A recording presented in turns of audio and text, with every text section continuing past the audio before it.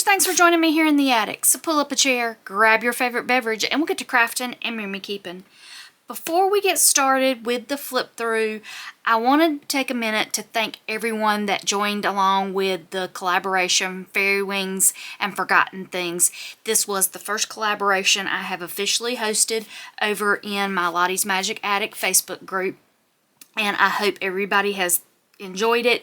And I want to tell you how grateful I am for all the support, all the very kind comments y'all have made on my YouTube channel here, and that means more than y'all will ever know. So let's dive into the final flip through. I will tell you, she turned into a very chunky book, but I am very happy with how she turned out. I put some book corners on the corners of the book, front and back. I also made a dedication page with my daughter here. I'm just going to add some music here, do a quick flip through of the entire book, and then at the end we will go over Professor Fernscribe's final message to us.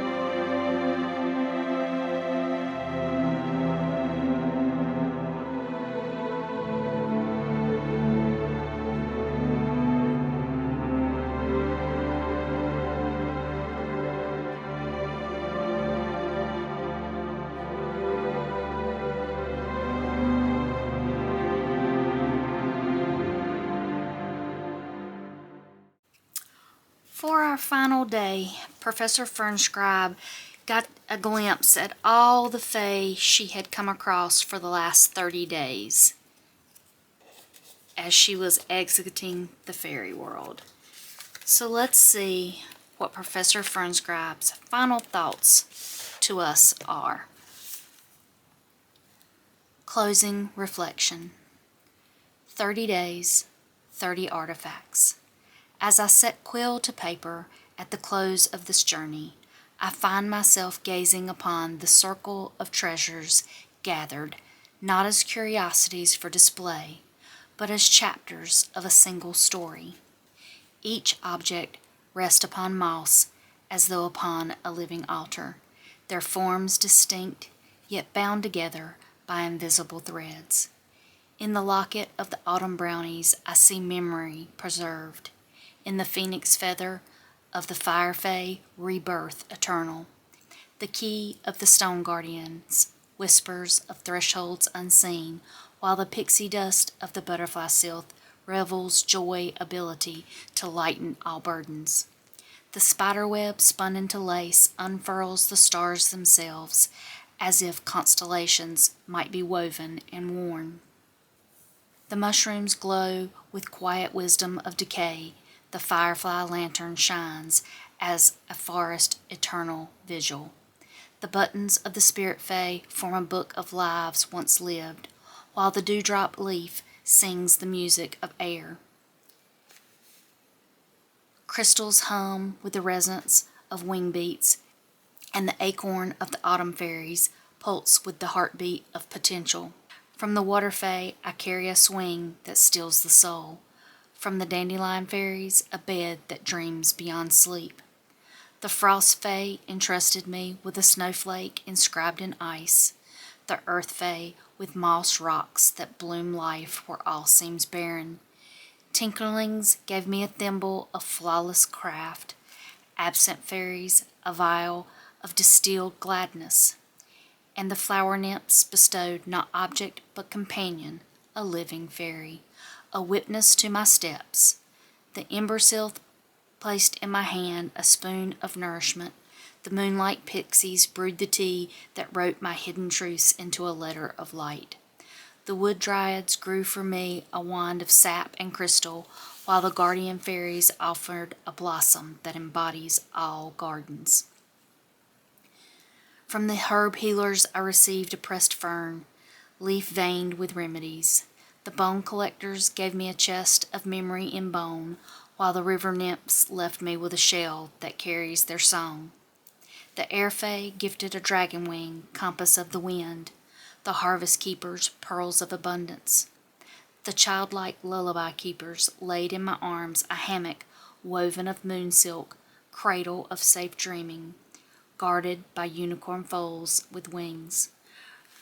From the spring fae came the petals of renewal, and from the summer fae, at last, the fairy door.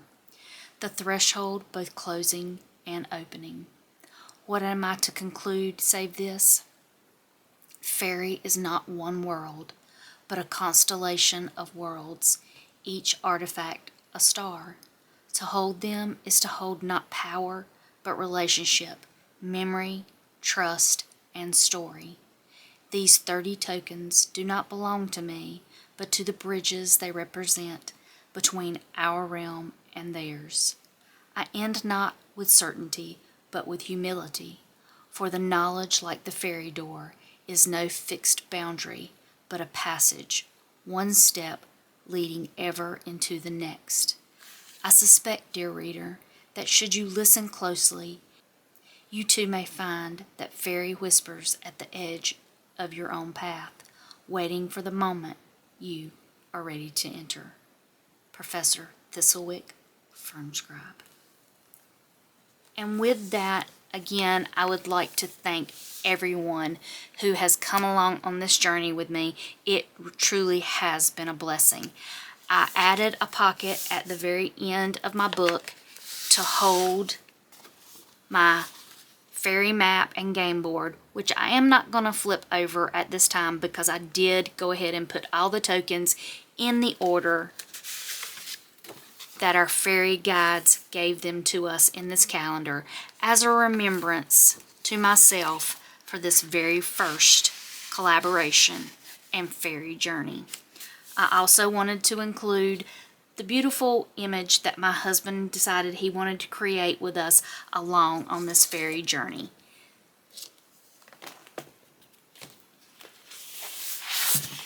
So we end Fairy Wings and Forgotten Things, but I hope you'll come back and join me here again in the attic and over in my Facebook group for more adventures. So until next time, y'all take care.